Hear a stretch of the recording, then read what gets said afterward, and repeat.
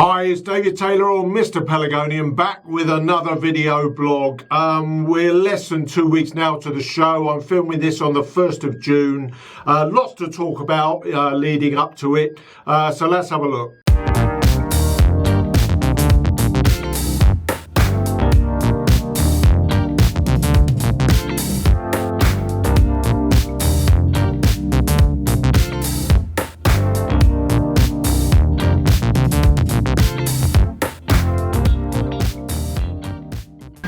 Okay, so it's good to see you again. Not long now, I'm filming this on Monday the 1st, as I've said, and it's Saturday week will be the sort of show weekend. We have good, because it's the virtual show, we're giving a bit of latitude.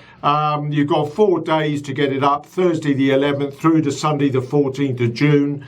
A short video, just turn your plant so that we can see all around it, and it's as simple as that. Upload it to the Facebook PAGS members page, and remember to be able to view on that page and to become an active member of it, you need to be a member of the Pelargonium and Geranium Society. Now, one of the problems that we've had, certainly in the UK at the moment, is the extreme heat. We've had 2 weeks now of virtually unbroken sunshine. Well, realistically, we've had the best part of 2 months of unbroken sunshine. So it's not been the easiest time to manage plants realistically. Watering has become a bit of a problem because one of the things that you can do in a greenhouse is getting well into the 30 centigrade realistically when we get very hot weather at this time of year, is to really be careful of your watering. It's really easy to overwater because pelargoniums will go into a kind of a sleep mode, almost like winter in many ways. They'll get too hot and they won't be taking up water. If you're watering plants that are looking very droopy and drowsy, but the compost that you look at seems very wet, it's almost certain that you've overwatered it. In fact, I've even done it to 1 or 2 of my plants.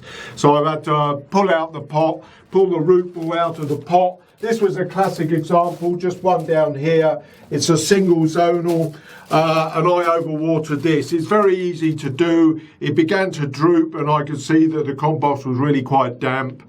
So you just literally got to play hardball and just literally let it dry out. Just be patient, and that has recovered now. The leaves are firm, and the compost has dried out. But it's just something to be very wary of. Now, in leading up to the show, you've just got to make sure your plants are clean, really. Dead or dying leaves, get rid of them. Dead or dying blooms, get rid of them. And it's those sorts of things that the judge will be looking at. This is a butterfly Brian West, but there's a couple of, just really dying blooms down in there. There they are. Just like the show tip I gave out the other week, just take off any dead or dying pips. It's not hard to do, it's very straightforward.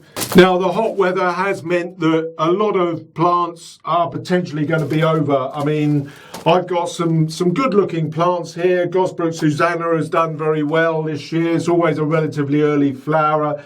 But a lot of these bloom heads, certainly a week on Saturday, I mean, it's nearly 2 weeks, they will be over, and I don't know what's going to be left. A lot of my dwarfs are now just beginning to really bud. They realistically are quite late, and I'm actually really surprised that they haven't come on sooner. This is Bold Cherub, just watered it actually. This always does really well for me. Always timed to perfection with the 18 weeks. Whether there's going to be enough bloom on it, I've probably got too many gaps on that ideally. But I mean, this year's show is all about getting people to have a go, and it's all about getting people from around the world to have a go, because it's really unusual that we can have a show like this that can invite people from all over the world without having to have any travel expenses or anything like that. Now, 1 or 2 of my plants have done exceptionally well. I've got an Elsie Taylor down here that has been kept in the shade. Again, a number of these blooms are beginning to go over now, and there are gaps to be filled by new blooms coming through. But I have let the bees come in really this year, so I've not been netting too much.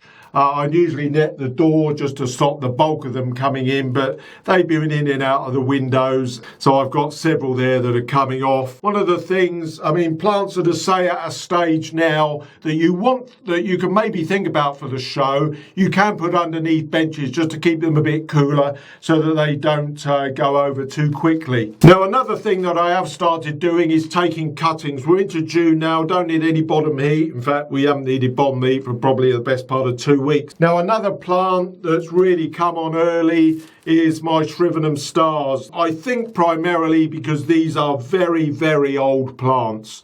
These are 4 years old, if not even older. Yeah, 16. 22nd of June, so they're exactly 4 years old, these plants, and they're getting too old.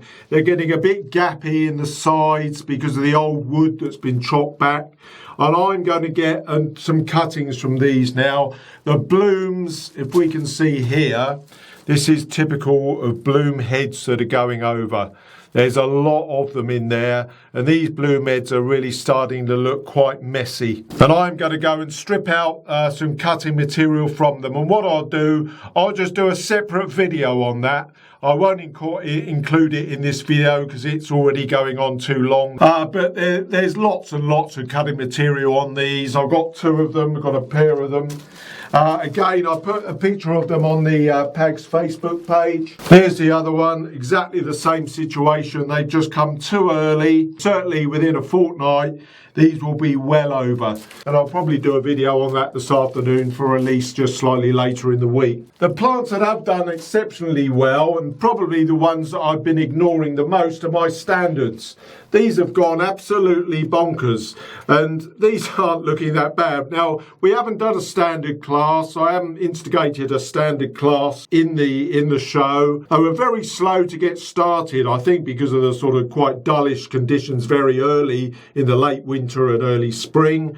But all of this sun has made them go crazy, and we got good flowers on them now. We will perhaps look at gaining some height on these later in the season. What it basically is chopping out some of the lower branches and keeping the higher ones just to get some extra height on the standard, and we'll perhaps look at that later in the summer. So a quick look around. One plant that I am particularly looking forward to seeing is this lovely white here.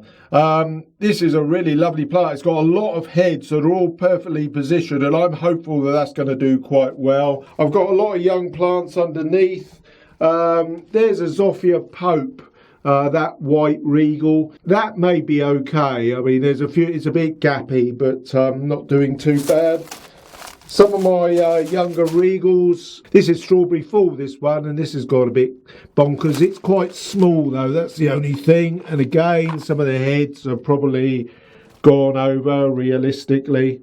My Stella Robin Louise always comes up well for the shows. You know, there's the standards of it, which I've just shown you.